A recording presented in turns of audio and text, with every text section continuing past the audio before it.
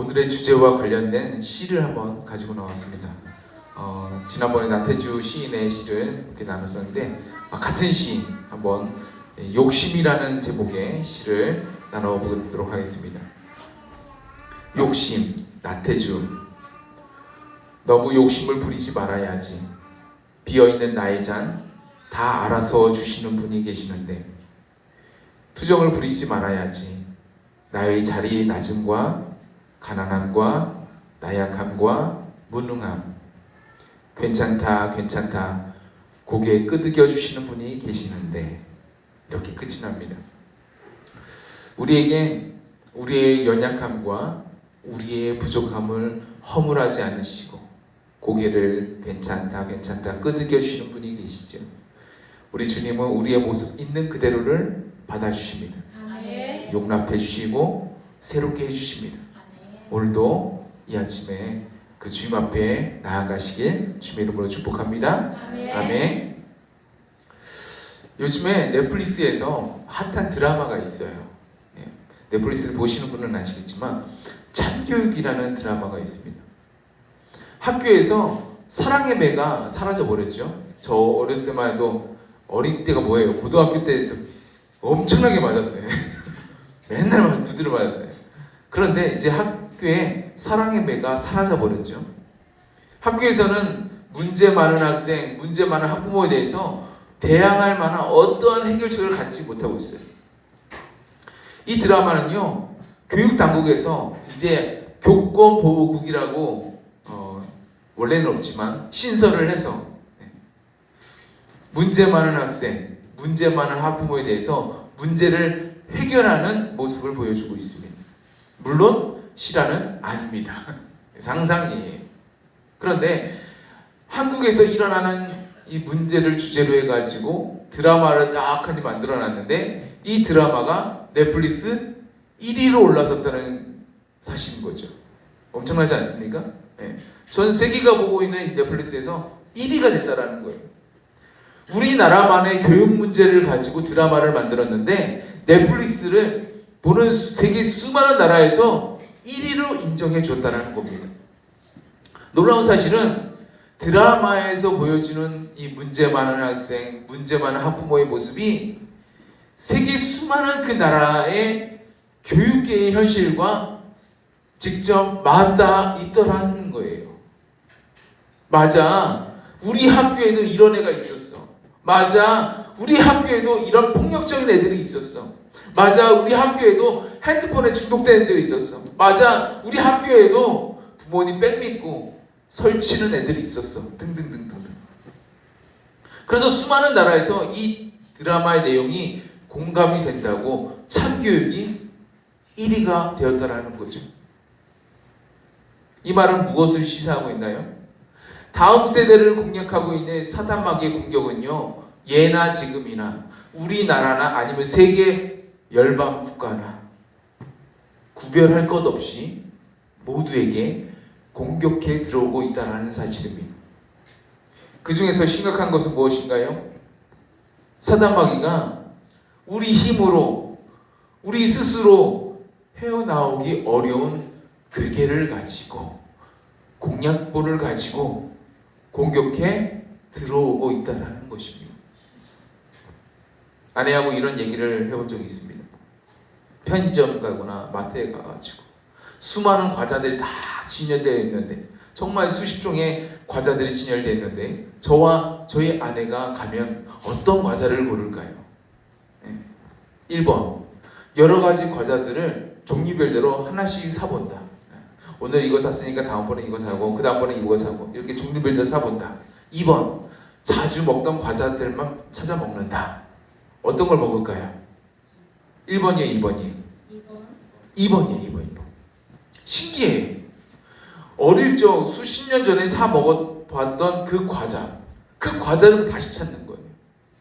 그동안 개발된 수많은 과자들이 있는데 대부분 패스. 요즘 만들었던 거 패스. 어릴 적 그 추억의 과자들만 다시 찾는다라는 거예요. 어릴 때 한번 입맛을 길들여 놓으니까 어른이 돼서도 그 취향에서 여전히 헤어나오기 어렵다라는 거죠. 그래도 과자나 음식 같은 종류는요, 개인적인 취향이잖아요. 그렇죠? 별로 문제될 건 없습니다. 살이 좀 찔 뿐이지 별로 문제될 건 없어요. 그런데 문제는 이런 개인적인 취향을 넘어서 어떤 한 가지 일이나 어떤 한 가지 문화에 중독되는 거예요. 중독되는 거. 중독이 무서운 것은요, 첫째로 왜 무서우냐? 우리의 뇌에는 뇌세포들이 있습니다. 이 뇌세포들이 점점 쪼그라드는 데 있는 거예요. 뇌가 작아져요. 뇌가 수축해요. 뇌가 쪼그라든다니까요. 중독에 걸리면 쪼그라듭니다. 어떤 중독이든 쪼그라들게 돼 있습니다. 뇌세포가 쪼그라들게 되면 우선 다양한 사고, 폭넓은 사고, 창의적인 사고, 다차원적인 사고를 하기가 어렵습니다. 뇌 발달을 할 수가 없어요. 뿐만 아니라 치매를 비롯해서 수많은 여러 가지 뇌 질환들이 있는데 그 질환들을 불러온다라는 거예요. 두 번째로 중독이 무서운 점이 뭐냐면 한 번 중독되면요, 그 중독에서 헤어나오기가 쉽지 않다는 데 있습니다. 술이나 담배 같은 뭐 그런 물질에 중독된 사람을 한번 보세요. 주변에 많이 보아오셨을 겁니다. 술 끊기가 쉽습니까? 담배 끊기가 쉽나요? 쉽지 않아요. 쉽지 않습니다. 니코틴이 한번 들어가면요, 무려 10년 동안 있다는 거예요. 10년. 한번 들어가면 10년, 적어도 10년 있다는 거예요.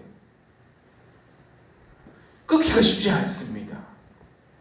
저희 집안에서 가장 늦게 예수님을 영접하신 분이, 저희 집안에서요, 예수님을 제일 늦게 영접하신 분이 저희 친할아버지세요. 저희 집안에서. 저희 할아버지가 아내와 스라에 7남매를 두었거든요. 그런데 아내하고 스라에 7남매가 있었는데도 불구하고 제일 교회 늦게 간 분이 저희 할아버지세요. 제일 늦게 가셨습니다. 교회로 나가는 그 발목을 붙잡았던 건요, 다름 아니라 이런 중독들인 거예요. 중독 때문에 늦게 갔습니다. 교회에 나가야 된다는 사실을 알고 있어요. 좋은 점들이 있어요. 교회에 나가서 하나님께서 은혜 주시고 복내를 주시고 역사하신 그 기적들이 있어요. 그 기적을 체험했어요. 왜냐면 저희 할머니가 죽을 뻔했는데, 나이 40에 죽을 뻔했거든요. 그런데 교회에 나가서 기적적으로 치유자가 됐습니다. 그걸 누가 봤을까요? 남편이 봤죠. 나이 40에 봤죠. 분명히 봤어요. 그러니까 교회 나가면 좋아라는 걸 누가 알아요? 할아버지가 알고 있었습니다. 오래전부터 알고 있었습니다. 그런데 그럼에도 불구하고 교회를 향해서 발걸음을 향하지 못했던 이유는요, 뭐냐면 수시로 피어대는 담배, 또 자기의 마음을 위로해 주는 것만 같은, 상처가 많으신 분이거든요. 자신의 마음을 위로해 주는 것만 같은 이 술 때문이었던 거예요. 사실 술이 위로해 줍니까? 드셔보신 분은 아시잖아요. 위로 못 해줍니다. 술을 의지하면서 살다 보니까 중독이 돼버린 거예요. 결국 할아버지는 이 중독 때문에 뇌에 문제가 일어나서 중풍으로 한쪽 손과 한쪽 발을 사용하실 수가 없게 된 거예요. 이쪽을 못 쓰셨어요. 그래서 걸을 때 지팡이를 항상 드셨습니다. 지팡이를 들어야만 겨우겨우 걸을 수가 있는 거예요. 이렇게. 옆에서 할머니의 부축을 받아가지고 새벽기도, 저희 할머니가 새벽기도 다니다 보니까 새신자한테 새벽기도부터 다니게요. 그래서 할아버지의 믿음 때문이 아니라 할머니의 믿음 때문에 그래서 새벽기도 2시간 전에 5시에 시작하면 새벽 3시에 집에서 출발을 하는 겁니다. 교회까지 거리가 사실 그냥 정상인 같은 경우는 10분이면 가는데 2시간 전 새벽 3시에 교회로 발걸음을 옮기는 거예요. 이렇게. 할아버지의 중독에 시달린 아내와 그리고 자녀들, 7명의 자녀들, 그리고 손주들, 이 모습을 보고 마음이 어땠을까요? 예수님을 꼭 믿어야 되겠다는 생각이 들겠죠. 아, 진짜 예수 믿어야겠다 생각이 들었죠. 그리고 절대로 술이나 담배 같은 중독은 절대로 걸려서는 안 되겠다라는 생각이 들었습니다. 뼈저리게 들었습니다. 예. 맨날 술 먹고 상 엎어본 걸 맨날 경험했다고 생각해 보세요. 들지 않겠습니까? 네. 술 먹으면 개가 되잖아요. 술 먹고 밥상 뒤지는 게 항상 일이었어요. 예. 저도 얼마나 많이 봤는지 모릅니다. 예. 결국 할아버지는요, 중독 때문에 뇌에 문제가 일어나게 되는 거예요. 예. 저는 어렸을 때 푹 맞았다면 장풍 맞은 줄 알았어요. 어렸을 때. 근데 푹 맞았다는 게 장풍 맞은 게 아니라, 예, 뇌가 문제가 일어난 거예요. 그래서 한쪽 손과 한쪽 발을 사용하실 수가 없게 된 거죠.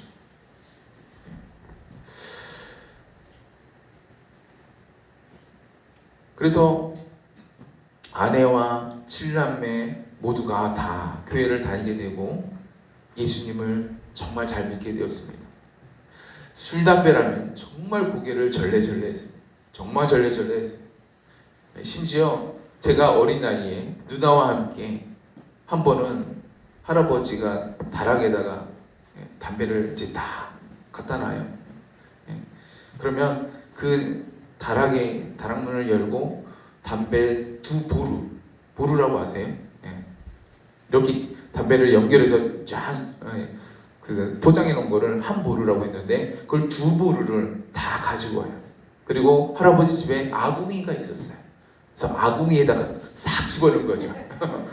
이걸 왜 해? 이걸 왜 태워? 하면서 그냥 싹 이제 아궁이에다 딱 넣고 거기다 이제 불을 더 활활 타라고 막 나무를 집어넣고 이제 활활 타오르게 했습니다. 누가 보면 불장난이죠. 그런데 저희 입장에서는 이거는 태워야 돼라는 생각이 있었습니다. 어린 아이가 보기에도 정말 싫었던 거였어요. 이것이 라떼 간증이라면요, 최근 이야기가 있을까요, 없을까요? 있습니다. 요즘에도 술, 담배와 같은 중독자들이 많아요. 특히 요즘에는 어떤 중독자들이 많습니까? 요즘에는 여성 흡연자가 많아졌습니다. 많아졌어요. 제가 지난주에 서울 갔다 오면서 차가 마침 흡연 부스 앞에 딱 서진 거예요. 앞에서 딱 보니까요, 왜 이렇게 젊은 여성들이 그 흡연 부스에 들어가는 사람 많아요? 깜짝 놀랐어요. 이렇게 많이 들어가? 예전에는 남자들만 죄다 들어갔던 곳이 흡연 부스였는데 지금은 안 그런 거예요. 여성 비율이 굉장히 높습니다. 혹여나 결혼할 아내를 찾으시거든 현재뿐만 아니라 과거에도 그 사람이 흡연을 했는지 꼭 확인해 보시기 바랍니다. 니코틴 10년 간다 그랬죠? 건강한 이세를 낳기 원하십니까? 그러면 확인하셔야 됩니다. 흡연을 하는지 안 하는지, 했는지 안 했는지도 확인하셔야 됩니다. 그런데 요즘에는요, 이 술, 담배 중독 외에도요, 많은 중독들이 넘쳐나고 있습니다. 핸드폰의 성능이 좋아지면서 핸드폰 중독이 일어나는 거예요. 핸드폰을 통한 게임 중독도 심각한 상황입니다. 요즘에는 청소년들이 핸드폰을 통해서 빠찌코와 같은 이 도박을 쉽게 경험할 수 있도록 해놨어요. 결제 핸드폰으로 하잖아요. 그러니까 쉽게 할 수가 있는 거예요. 뭐 멀리 강원랜드까지 가가지고 도박할 필요가 없는 거예요. 집안에서 어디 곳이나 결제도 너무나도 쉬워요. 그렇게 도박을 하게 되는 겁니다. 그래서 청소년 도박 중독이 늘고 있는 상황입니다. 이렇게만 말씀드리면 얼마인지 잘 모르겠잖아요. 그래서 제가 자료를 알아서 조사해 왔습니다. 작년 2025년 1월부터 그리고 언제까지? 2026년 3월까지 1년 2개월쯤 되네요. 이때에 내가 한번 인터넷으로, 아니 내가 핸드폰으로 도박을 경험해 봤다라는 청소년 몇 프로인지 아십니까? 몇 프로인지 아세요? 얼마쯤 되실 것 같습니까? 20%요? 조사 보고 깜짝 놀랐습니다. 42.6%였습니다. 42.6%. 내가 도박을 경험해 봤다라는 청소년 비율이 1년 2개월 사이에 42.6%였습니다. 엄청난 거예요. 한 번은 저희 천안 목사님, 박영광 목사님한테 대구에서 연락이 왔습니다. 예. 대구의 한 교회를 다니고 있는 집사님이신데 천안 목사님이 한번 이 집회를 한 적이 있어요. 그 집회 장소에 저도 가본 적이 있습니다. 우리 가족 다 갔었어요. 그래서 어떤 교회인지 알아요. 기도 많이 하는 교회입니다. 열심히 하는 교회고 예배도 뜨거운 교회입니다. 그런데 그 집사님에게 자녀가 한 명 있어요. 근데 그 자녀가 핸드폰으로 도박을 하다가, 게임 정도가 아니라 도박을 하다가 중독이 돼버린 거예요. 그래서 연락이 왔어요. 교회에서 해결했으면 박영광 목사님한테 연락이 왔을까요? 안 왔을까요? 안 왔죠. 안 왔죠. 해결이 안 되니까 연락이 오는 거죠. 지푸라기라도 잡아보려고. 처음에는 게임 같아 보여서 재미로 했습니다. 한번 딱 해보니까 한번 띡 한번 돌려봤어요. 돌려보니까 쭈르르르도 딱 맞춰져요. 맞추니까 한 번에 얼마를 벌어요? 100만 원을 벌어요. 100만 원을 벌었어요. 우와, 야 이거 쏠쏠한데 한 번에 100만 원 쉽게 버네. 그래가지고 계속 하기 시작한 거예요. 얼마나 쏠쏠합니까? 학생이 100만 원이나 큰 돈을 한 번에 만지는데 얼마나 좋아요. 신나니까 계속 도박을 하는 거예요. 도박을 하고 하다 보니까, 도박이라는 게 그렇잖아요. 처음에는 잘 되게 만들어요. 그런데 나중에는 어때요? 점점점 안 돼요. 안 돼요. 그래서 어떻게 돼요? 결국에 도박 빚이 생기게 돼요. 그게 도박의 원리잖아요. 다 그렇잖아요. 강원에 들어가든 어딜 가든 다 마찬가지예요. 라스베가스 가도 마찬가지입니다. 다 그렇게 돼 있어요. 그런데 핸드폰으로 했잖아요. 결제가 어떻게 됩니까? 네. 요금 결제가 핸드폰으로 결제가 되는 거예요. 네. 그래서 그 집사님 댁에 핸드폰 요금이 갑자기 얼마가 나온지 아십니까? 핸드폰 요금이요, 갑자기 2,400만 원이 나온 거예요. 네. 사실입니다. 사실이니까 말씀드린 거예요. 네. 한 달 요금 맞습니다. 네. 핸드폰 요금 한 달 요금이잖아요. 무슨 뭐 1년치 연봉으로 나옵니까? 아니잖아요. 한 달치 요금입니다. 2,400만 원이. 핸드폰 요금이 너무 많이 나오니까 그 집사님이 그 자녀의 어플도 지워버리고 핸드폰도 없애버렸대요. 이러면 안 하겠지. 그러니까 어떻게 해요? 다른 폰에다가 어플 깔아가지고 또 하더라는 거예요. 또 빚을 지더라는 겁니다. 뭡니까? 중독인 거죠. 빠져나가기가 쉽겠습니까? 어렵겠죠. 어렵습니다. 세월이 가면 갈수록 사단의 괴계와 사단의 결박이 이렇게 중독으로 무섭게 다가오고 있습니다. 우리가 알든 모르든 무섭게 다가오고 있습니다. 이때 우리가 어떻게 됩니까? 우리 성도들이 어떻게 됩니까? 기도함으로 바짝 깨어 있어야 될 줄로 믿습니다. 깨어 있어야 됩니다. 오늘 말씀에 보면 이스라엘 백성들이 눈물을 흘린 장면이 나옵니다. 눈물을 흘린 장면. 그들이 왜 복임해서 울어야만 됐을까요? 왜 울어야 됐습니까? 오늘 말씀은 사사기 2장 1절부터 시작되고 있습니다. 여호수아 본받아 앞으로 가세. 우리가 찬양을 했는데요. 여호수아 본받아 앞으로 가서 가나안 땅을 정복한 지 얼마 되지 않은 시간이라는 거예요. 사사기 2장이잖아요. 얼마 되지 않았습니다. 사실 사사기는 400년간의 시간을 텀을 두고 있습니다. 2장이니까 얼마 안 되는 시간인 거예요. 사실 여호수아를 본받아 가나안 땅을 정복해 나갔지만 사실 여호수아 생애에서는 미처 다 정복하지 못했습니다. 정복을 다 못했어요.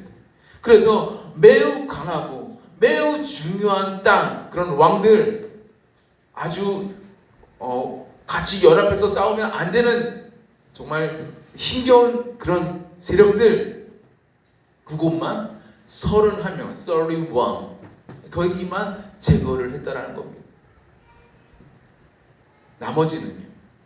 나머지는 각 지파들, 12지파 있잖아요. 각 지파들에게 땅을 넌 여기서 여기까지, 넌 이제 여기서 여기까지 지도로 그려와가지고 이스라엘 12지파에게 지파별로 그 땅을 분배해 준 겁니다. 너희 여기 가서 살아. 여기서 정복하고 살아. 제일 먼저 어디가 올라갔습니까? 유다 지파가 올라갔습니다. 올라가서 땅을 차지했습니다.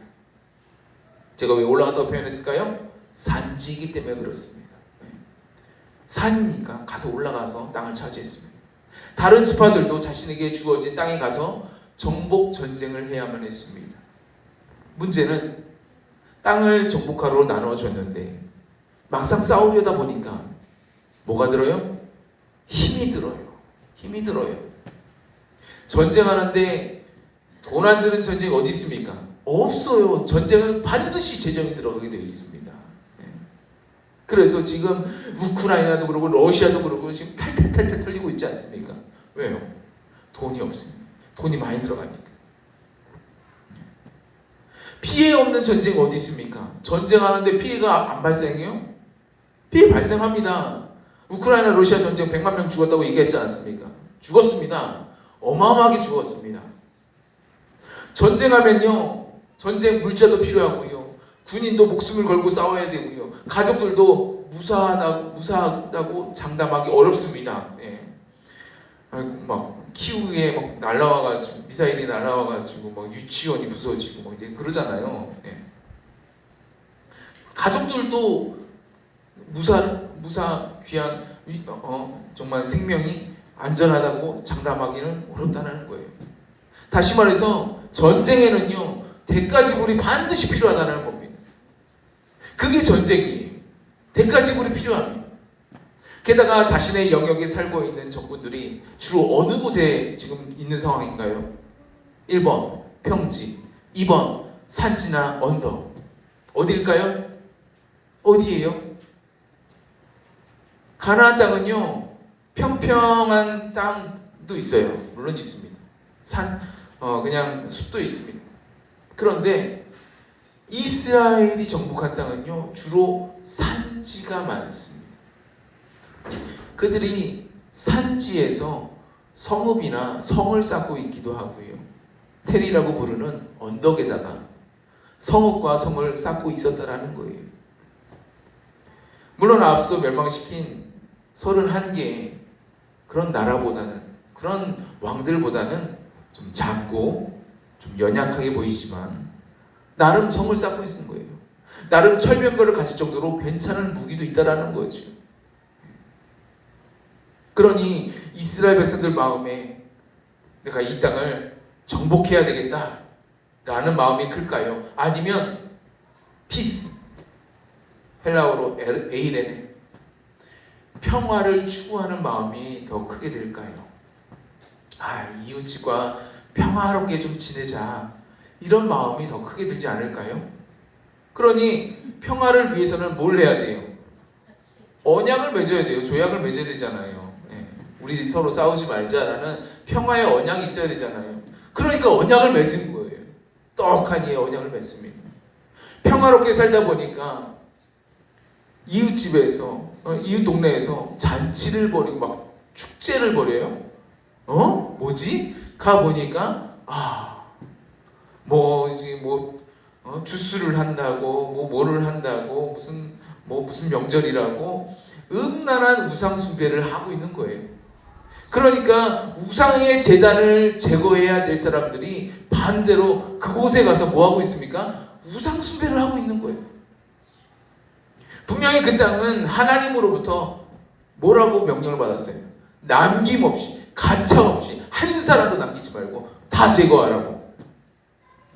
왜요? 아니야, 하나님 왜 이렇게 잔인하셔? 왜 그래요?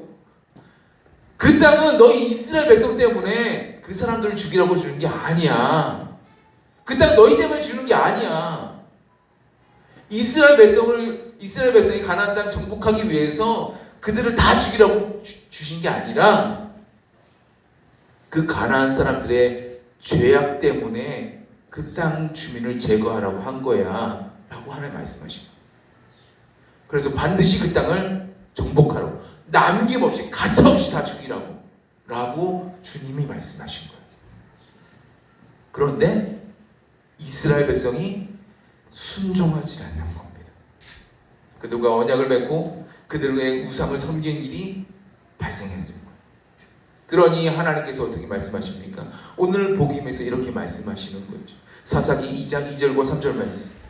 너희는 이 땅의 주민과 언약을 맺지 말며 그들의 제단들을 헐라하였거늘 너희가 내 목소리를 듣지 아니하였으니 어찌하여 그리하였느냐. 그러므로 내가 또 말하기를 내가 그들을 너희 앞에서 쫓아내지 아니하리니 그들이 너희 옆구리에 가시가 될 것이며 그들의 신들이 너희에게 올무가 되리라 하였노라. 이 말씀이십니다. 주님은 하나님의 말씀을 거역하고 그 땅의 주민들과 언약을 맺고 그들의 제단을 헐지 않는 그 이스라엘 사람들에게 내가 더 이상 가나안 땅의 정복을 허락하지 않겠노라 라고 말씀하신 거예요.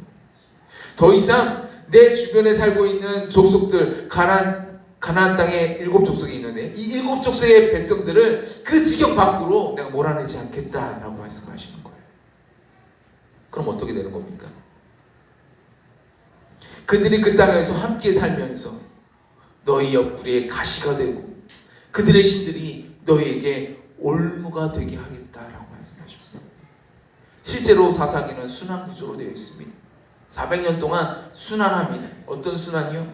이스라엘 백성들이 우상 숭배를 해요. 그러면 하나님이 진노하시잖아요. 그러면 하나님의 주변에 있는 족속들에게 정복을 당하게 만드십니다. 그래서 이스라엘 백성들이 고통당해요. 식민지니까 얼마나 고통스럽겠어요. 그러니까 하나님 도와주세요 부르짖어요. 그러면 하나님이 사사를 보내, 지도자를 보내가지고 주변 족속들을 무찌르고 이스라엘 백성들을 구원해내는 역할을 하게 하십니다. 그 구조가 되어 있는 거예요. 계속 그게 반복됩니다. 몇 번이요? 12번. 계속 반복되는 거예요. 이 구조가 나올 수밖에 없었던 이유가 바로 오늘 말씀에 있는 겁니다. 이스라엘 백성들 주변에 우상 제단들이 있고 그들의 축제가 자극적이고 음란하고 쾌락적이거든요. 이스라엘 남자라면 훅 하고 빠져들기 참 좋습니다. 왜요? 그 축제 가면요 거기에 많은 아주 이쁜 미스 팔레스타인 여성들이 있거든요.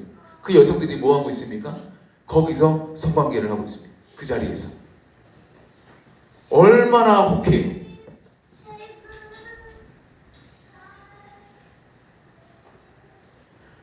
그러다 보니까 그걸 하려면 어떻게 해야 돼요? 그 우상숭배 같이 해야 되는 거예요.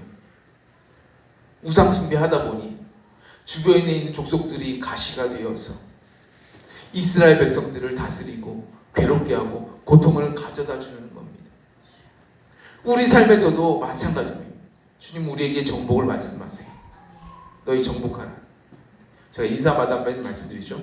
당신은 정복자입니다. 당신은 승리자입니다. 왜 말씀드리는 거예요? 여러분 삶에서 정복해야 된다는 겁니다. 여러분 승리하셔야 된다는 겁니다. 언제까지요? 주님 나라 가는 그날까지. 우린 정복해야 됩니다. 할렐루야. 우린 승리해야 됩니다. 할렐루야. 사탄 마귀와의 이 영적 전쟁에서 주님 우리에게 싸우게 하시는 거예요. 싸우고 싶어서가 아니에요. 싸울 수밖에 없습니다. 제가 그 구조에 대해서 말씀드렸잖아요. 예수님께서 이미 승리하셨듯이 우리도 예수 그리스도 예수의 이름을 앞세우고 우리도 십자가 사랑을 앞세우고 우리도 승리를 할 수가 있다라는 거예요. 우리도 정복을 할 수가 있다라는 겁니다. 정복해야만 된다라는 겁니다. 그런데 영적 전쟁도 전쟁이잖아요. 전쟁하려면 가장 먼저 중요한 게 뭡니까? 전쟁하려면 의지가 중요합니다. 내가 싸우려고 하는 의지가 중요한 겁니다. 두려움을 이겨내고 용기를 갖고 싸워야 되는 거예요. 그 싸우는 의지가 중요합니다. 또 때로는 싸움을 하기 위해서는 뭘 해야 됩니까? 훈련을 받아야 됩니다. 미국의 군인 왜 셉니까? 훈련이 강하니까 센 거예요. 다윗과 골리앗이 이제 싸웠습니다. 네. 사무엘상 17장에 다윗과 골리앗이 싸우잖아요. 골리앗이 딱 나타났어요. 그럼 다윗이 뭐라고 합니까? 다윗이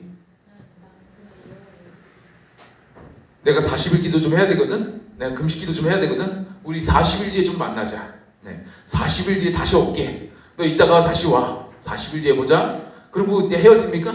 아니에요. 나중에 다시 만나자 할 건가요? 아닌 거예요. 즉각적인 싸움과 전쟁이 일어나는 곳이 전쟁터입니다. 다윗은요, 그 싸움을 하기 전에 이미 일상에서 충분한 트레이닝과 훈련을 해왔던 거예요. 예. 돌파매치로 사자도 쳐 죽여보고 곰도 쳐 죽여봤습니다. 계속 훈련을 해왔던 거예요.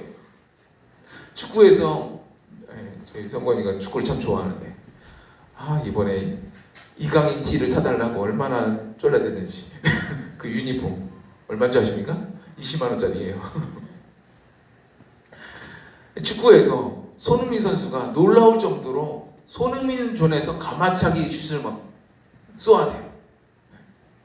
그런데 이렇게 되기 위해서 손흥민 선수가요, 매일 아침 8시부터 웨이트 트레이닝을 하고 막 무거운 걸로 막 트레이닝을 하고 그리고 하루에 1000개씩 슈팅을 하는 훈련을 했다는 거예요. 무슨 훈련이요?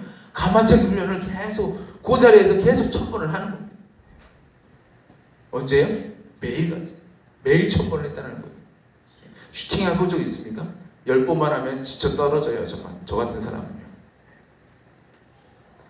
그는 여러 인터뷰에서 처음부터 그 위치에서 슈팅을 잘하지는 못했다고 얘기해요. 거기서 정말 훈련을 많이 했다고 합니다.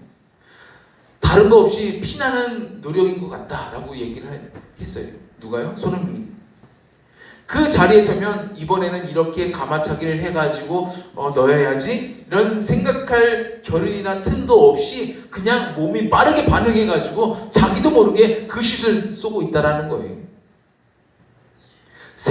자신의 생각보다 몸이 먼저 반사적으로 반응을 하더라는 겁니다. 이게 뭡니까? 바로 루틴의 힘입니다. 내가 1000번을 연습을 해보니까 결국 그렇게 되는 거예요. 매일 1000번. 영적 싸움을 위해서는요, 영적 훈련을 위한 영적 루틴이 필요하다는 거죠. 영적 루틴을 이루기 위해서는 그에 따른 대가 지불이 필요한 겁니다. 저희 아이들한테 제가 말하잖아요. 매일 20분 기도해라. 금요일은 30분이다. 매일 훈련을 합니다. 영적 루틴이에요.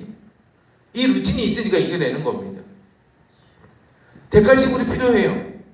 저녁마다 나 하기 싫은데 나 하기 싫은데 오늘은 안 하면 안 돼? 그럼에도 하게 하는 겁니다. 힘들어도 하게 하는 겁니다. 지루해도 하게 하는 겁니다.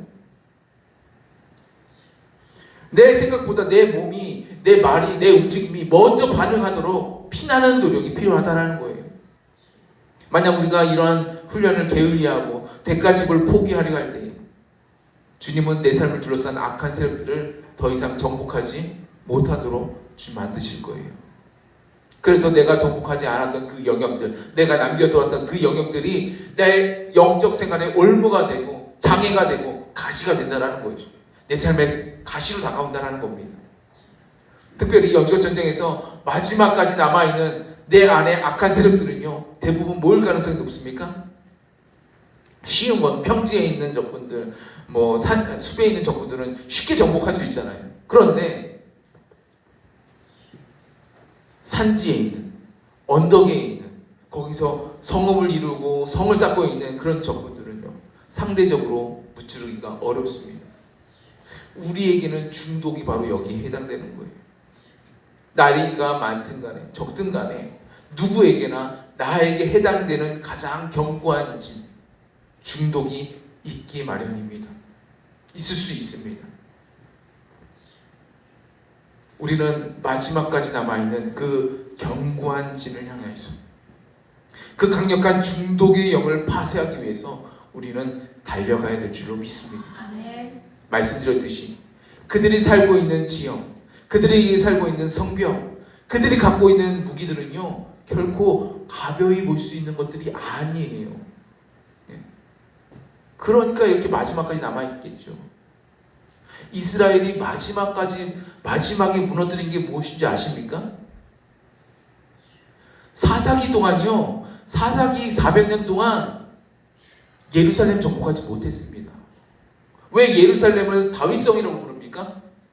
다윗이 정복한 거예요. 사사기 400년 동안 예루살렘 성을 정복하지 못했습니다. 견고한 진이었어요. 그래서 거기에 있는 사람들이 얘기하잖아요. 너는 여기로 못 쳐들어와. 너는 여기 못 들어와.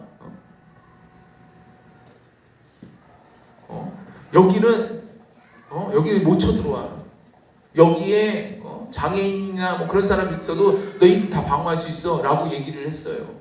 그러니까 다윗이 내 마음에 미워하는 절뚝발이와 소경들, 그들은 집에 못 들어올 거다라는 소문이 이제 돌게 된 거죠. 어쨌든 맨 마지막까지 남아있는 성이요, 매우 견고한 진입니다. 견고한 성읍인 거예요. 가볍게 볼 수가 없습니다.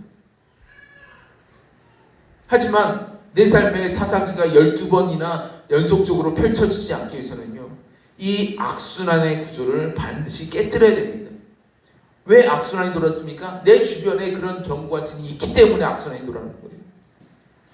나만이 알고 있는 이 견고한 진을 우리가 파쇄를 해야, 이것을 우리가 무너뜨려야 우리는 내 삶의 사사기가 반복되지 않을 수가 있습니다.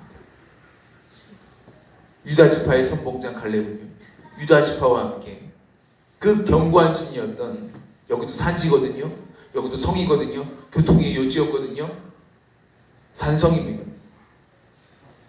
그런데 이 헤브론을 정복을 했습니다. 정복을 했어요.